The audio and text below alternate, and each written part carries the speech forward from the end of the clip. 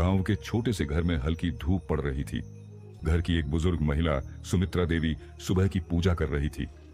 उसकी आंखों में एक अजीब सी चमक थी, चिंता और उम्मीद का मिला जुला भाव।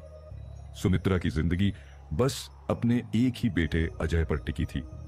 अजय ने भारतीय सेना में भर्ती होकर देश की सेवा करने का फैसला किया था। सुमित्रा हमेशा उसके लौट आने की दुआ करती थी, पर भीतर से डरती भी थी। अजय सेना के कैंप में था, हर दिन कठिन ट्रेनिंग, पर उसकी आंखों में जोश और देशभक्ति की चमक कम नहीं होती। उसे पता था कि उसके सामने जो मिशन आने वाला है वह उसके लिए सबसे बड़ा होगा। साथ ही जवान उससे कहते, अजय, ये ऑपरेशन सिंदूर है, सबसे खतरनाक। हम पाकिस्तान के आतंकी ठिकानों को खत्म करेंगे। ये तुम्हारा देश के लिए सबसे बड़ा कर्तव्य है। अजय गर्व से सिर उठाता है। मां के सिंदूर की तरह हम भी इस देश को सुरक्षित रखने का संकल्प लेकर आगे बढ़ेंगे। 22 अप्रैल की रात थी। पहलगाम में एक भयानक आतंकी हमला हुआ। खबर सुनते ही पूरा देश सन्न रह गया।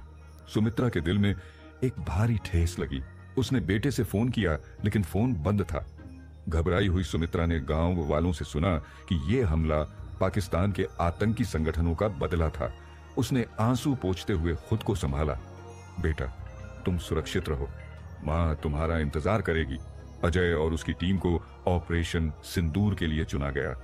उन्होंने नई तकनीक आकाश तीर के जरिए सटीक जानकारी हासिल की। रात के अंधेरे में भारत की वायुसेना ने पाकिस्तान और पीओके के आतंकी ठिकानों पर बमबारी शुरू की। अजय की आंखों में एक ही बात थी, देश के लिए जान देना है तो शान से देना। ऑपरेशन के दिन बीतते गए, पर अजय से कोई खबर नहीं आई। सुमित्रा रोज अजय का नाम लेकर भगवान से प्रार्थना करती। हर सुबह अपने माथे पर सिंदूर लगाती और कहती, मेरे बेटे, तुम मेरे घर की राखी हो, जो इस परिवार की हिफाजत करती हो। जल्दी लौटो। गांव वाले भी उसकी हिम्मत की दाद देते, पर अंदर से वह टूट रही थी। अखबारों में ऑपरेशन सिंदूर की बड़ी खबर आई। कहा गया कि भारतीय सेना ने पाकिस्तान के आतंकवाद को बड़ा नुकसान पहुंचाया है, पर अजय की कोई खबर नहीं थी।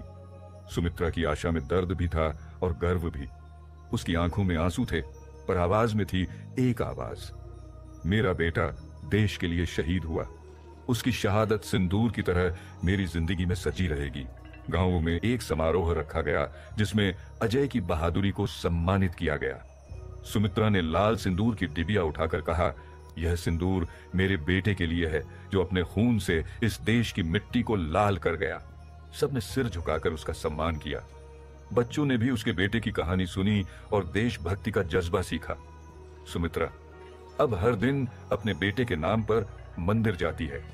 उसके माथे पर लगा सिंदूर केवल उस बेटे की याद नहीं, बल्कि उन सभी फौजियों की याद है जिन्होंने देश की हिफाजत में अपनी जान दी।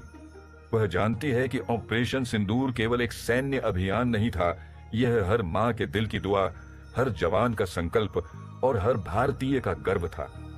देश की हिफाजत में शहीद हुए जवानों का बलिदान हमें याद रखना चाहिए। उनके बिना आज हमारा भारत सुरक्षित नहीं होता।